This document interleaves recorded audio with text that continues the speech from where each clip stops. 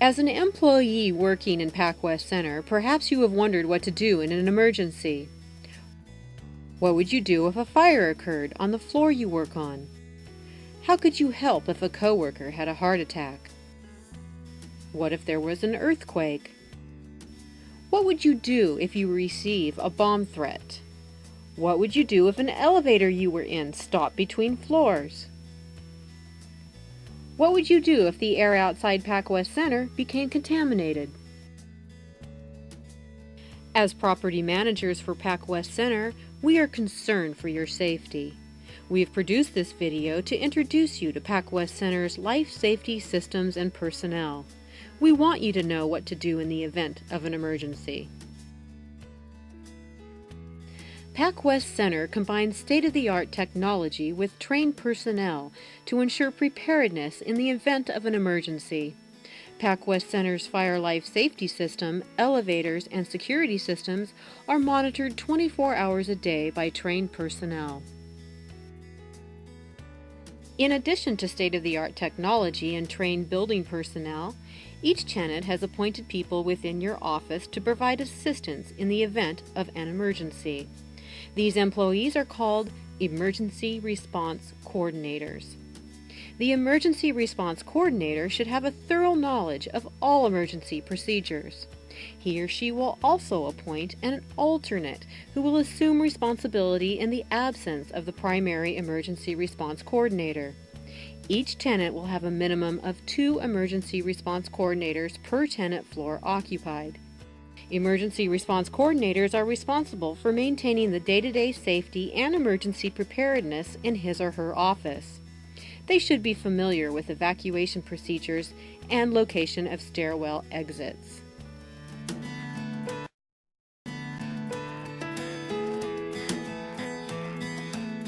Statistics show the probability of a fire-related emergency in a modern high-rise are extremely remote. Pacwest Center, like most modern high-rises, contains a fully pressurized sprinkler system. There is at least one heat-activated sprinkler head in every room within Pacwest Center.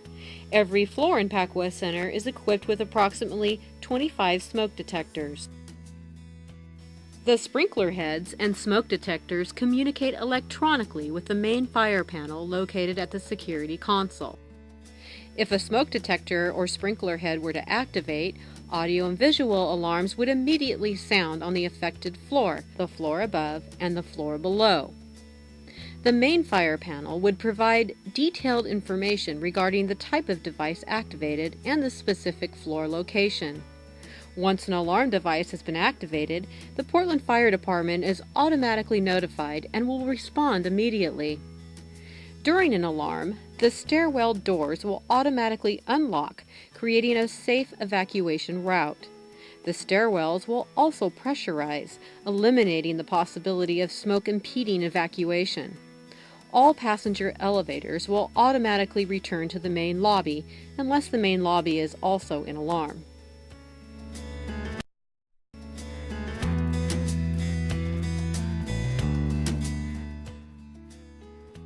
What should you do if you hear an alarm?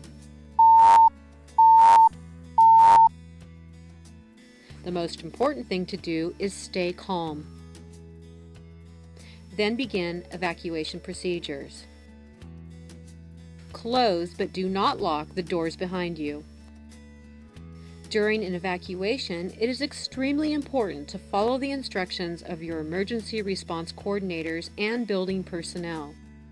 With the help of the emergency response coordinators, locate the nearest stairwell exit and begin evacuating down the stairs. Emergency response coordinators will sweep the floor for remaining employees. When in the stairwells, walk in a single file line and hold onto the handrail. Remember to stay to the inside in the stairwell. This will allow emergency personnel to move freely in the outside lane. If you are wearing high-heeled shoes, you may want to remove them to make it easier to walk down the stairwell. Remember, do not use the elevators for evacuation during a fire emergency.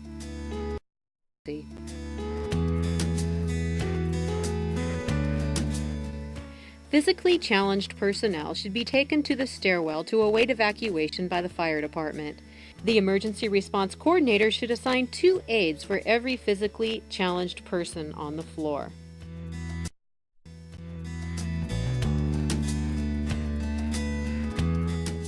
If your area fills with smoke, always stay near the floor. This may require you to crawl. More people are overcome by smoke than by flames, so try to stay under the smoke. When entering or exiting through a closed door, place the back of your hand on the door. If the door feels warm to the touch, do not open the door as there may be flames on the other side. Again, remember to stay calm. Follow the instructions of your emergency response coordinators, building personnel, and the fire department. If you see a fire in its infancy which has not yet activated the sprinkler system or smoke detector, you may attempt to extinguish the fire. Then you should always call 911, then call 503-224-1193 to alert the building management office of the situation. This number is answered by on-site staff 24 hours a day. The building management office will direct trained building personnel to implement emergency procedures and direct professional emergency units to the incident scene.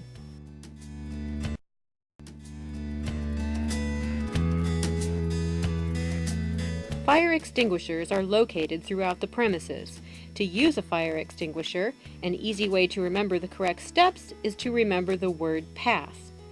P-A-S-S.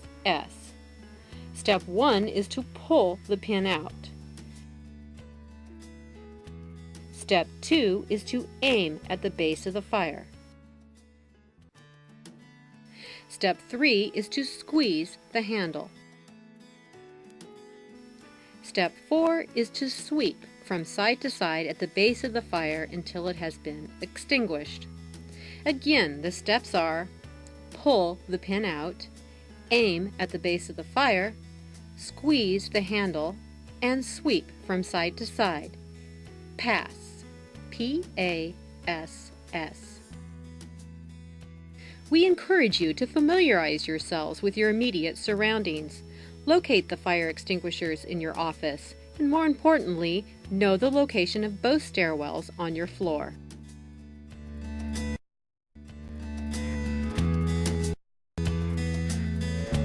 If there is a medical emergency in your office, call 911. Then call the building management office at 503-224-1193.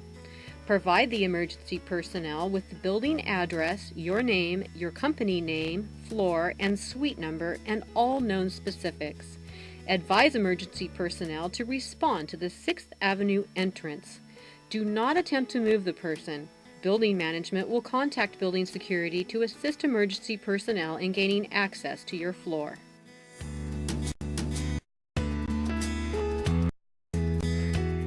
If there is an earthquake, remain calm and follow the instructions of your emergency response coordinator and building personnel.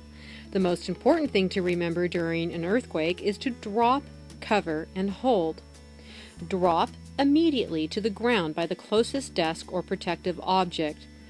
Cover your head with your hands, especially if a desk is not available. Hold onto whatever object you are under to prevent being moved from your protective shelter. If no shelter is available, sit with your back to a wall and keep your head covered. Do not waste valuable time moving to a safer place or doorway. Doorways in commercial buildings typically do not have reinforced headers. The safest place is under your desk, protected from falling objects.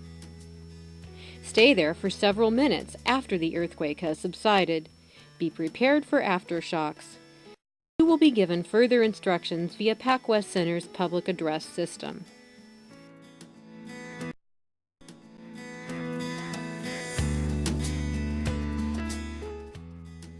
In case of severe weather, you may need to leave your office and move to areas in the core of the building, like interior corridors, restrooms, or stairwells. Please close all doors behind you as you leave your office. The greatest danger to you is that of flying glass and objects. Put the maximum number of walls between you and the exterior of the building.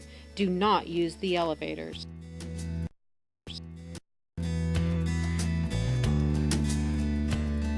If you receive a bomb threat, remain calm. When speaking to the caller, be courteous and take notes.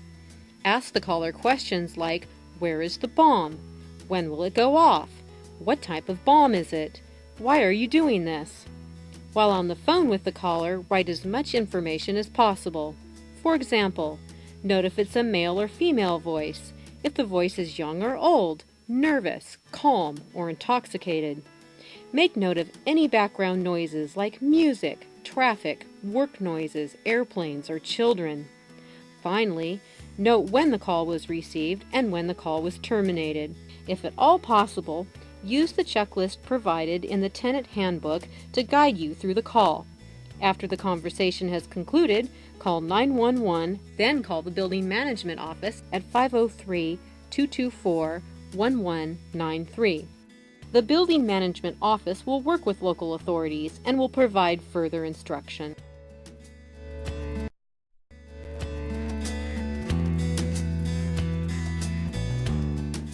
Elevators are an essential part of life in a high-rise office building.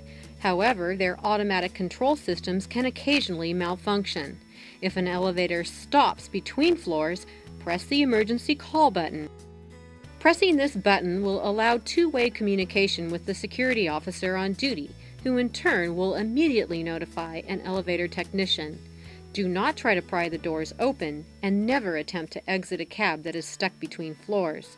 An elevator technician will be dispatched immediately to resolve the problem.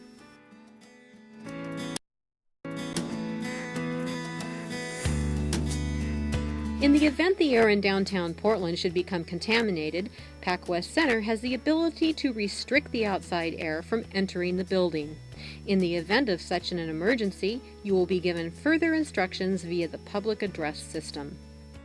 Again, we encourage you to take the time to familiarize yourself with the location of stairwells and fire extinguishers on your floor. Become familiar with the emergency response coordinators within your firm. The procedures outlined in this video are also covered in your Emergency Procedures Manual. Please take the opportunity to read your manual after viewing this video. The most important part of reacting to almost any emergency is to stay calm, call 911, then call the Building Management Office at 503-224-1193. You now know what to do in any emergency situation. In case of a fire, medical, or police emergency, call 911, then 503-224-1193. By knowing how to report an emergency and what to do, you will make an important contribution to life safety at Pacwest Center.